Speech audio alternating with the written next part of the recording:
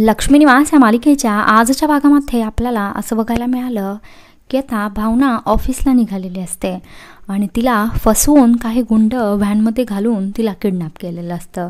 तिला एका रूमवर नेऊन टाकलेलं असतं आणि ते गुंड हसत असतात.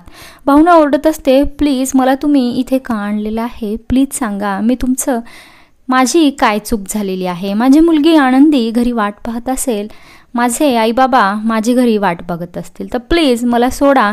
आणि ती मदतीसाठी खूप जोरजोरात ओरडत असते. तिला आता कोणी किडनॅप केलेलं आहे हे तिला माहिती नसतं, पण याच्या मागे रवी आणि सुपर्णाच असतात.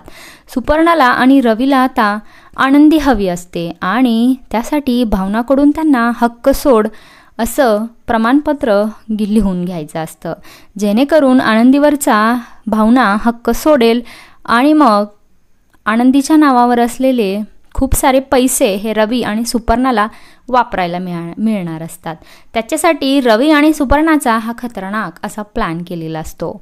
इकडे सिद्धूला आईने अजिबात घरातून बाहेर सोडलेलं नसतं. त्यांच्या घरामध्ये हळद कुटायचा कार्यक्रम सुरू असतो, त्यामुळे सिद्धू भावनाला भेटायला जाणार असतो, पण त्याला आईने न जाऊ दिल्यामुळे, आईने शपथ घातल्यामुळे सिद्धू घरातच थांबलेला असतो. काय आता भावनाला या गुंडांपासून कोण सोडवणार आणि भावनाची सुखरूप सुटका होणार का, हे आपल्याला येणाऱ्या भागामध्ये नक्कीच पाहायला मिळेल. तोपर्यंत पाहत राहा लक्ष्मी निवास.